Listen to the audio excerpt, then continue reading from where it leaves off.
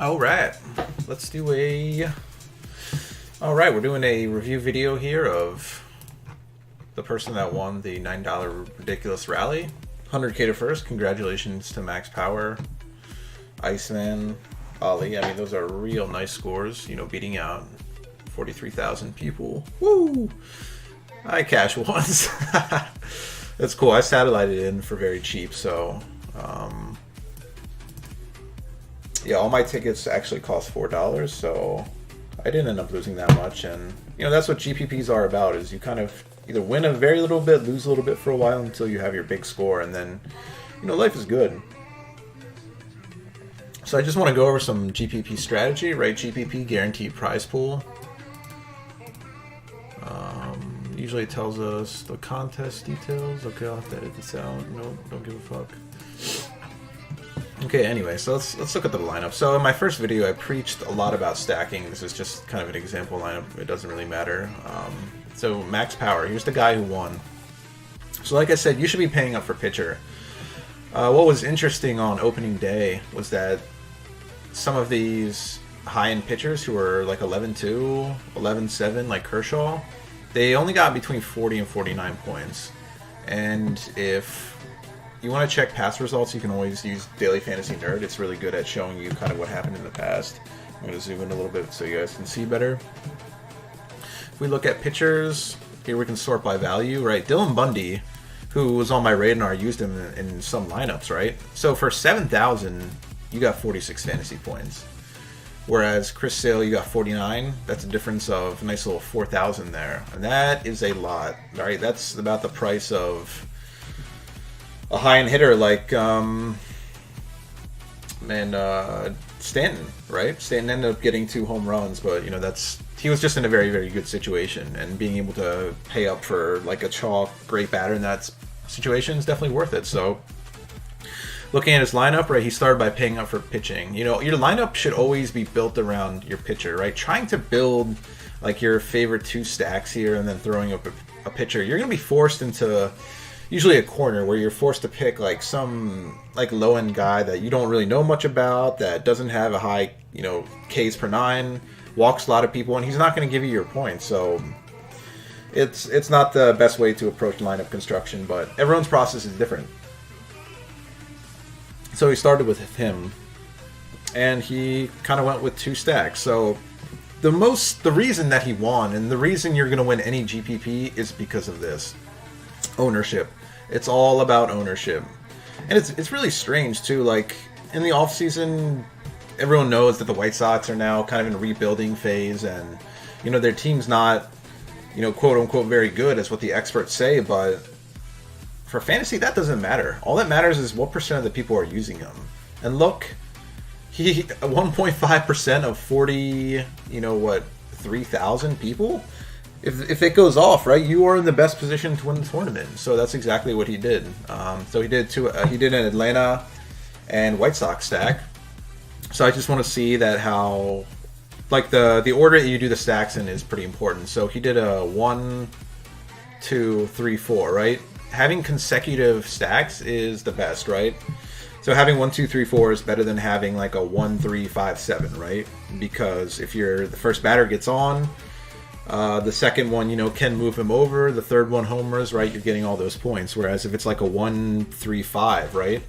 The 1 and the 5 are, you know, they're not coordinated. There's no way that they're both going to be on base at the same time or can score runs for the other. So doing that is pretty important, right? So that ended up working out for him. Wow, man, Freddie Freeman, it's like one of the best hitters in the league, and he was so low owned. I can't believe that. Well, we'll talk about that in a second. But, you know, his stack worked out really well, right? You know, he hit a home run as the third batter, so, you know, he brought in Ozzy. Ozzy's, you know, very good, well-rounded player. He adapts, you know, very well to his at-bats. Ender kind of sucks, as you saw. And Nick did well. Man, ooh, that. And he just used 2 of, like, the lowest-owned stacks. Really, really, really good job. And then he also did his Chicago stack. So let's see, his Chicago stack was 2, 3, 4, 7. Okay, so the 2, 3, 4 is good, and including the 7 is important, right? Because if he did 2, 3, 4, 8, then that 8 is really not going to be in the situation very often to get points from like the 4 too. So when you stack, you can have gaps. Like it's okay to have a 1 3 4 5 or 1 3 4 6. I mean, it's not ideal, but at least there's some coordination among the stacks. So how did those players do? You know, Tim Anderson, right? He had 2 home runs. Of course, that helps you win a lot. You know, Matt Davison was the big guy who had 3 home runs that kind of came out of nowhere, right? He was in the cleanup spot at almost minimum salary. Like, that's insane.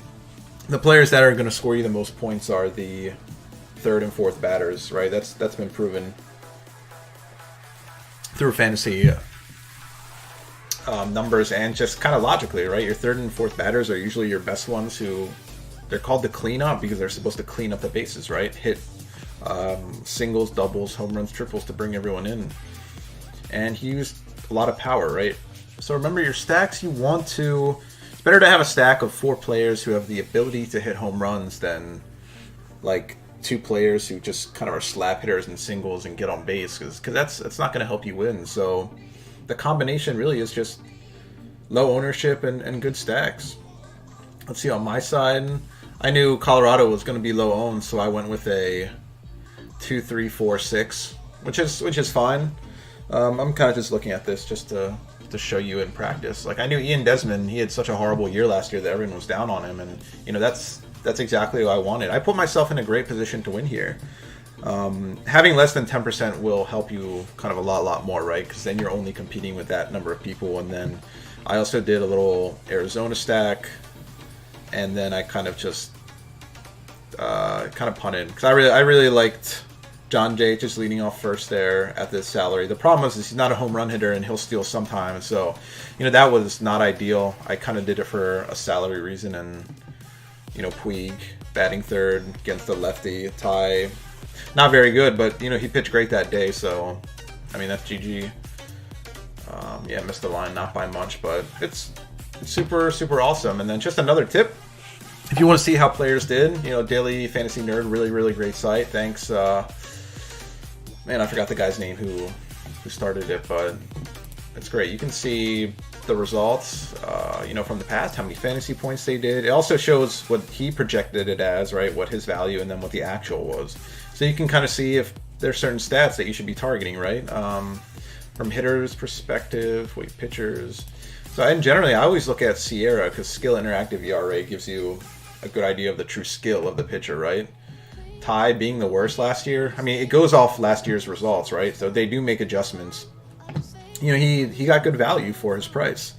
James Shields kind of straight up, you know, sucks, as his numbers show. Is expected and field independent pitching too, and, you know, it showed up there. Urena too, I mean, it showed up. But then Jake, man, even though his numbers bad, he's starting to get older.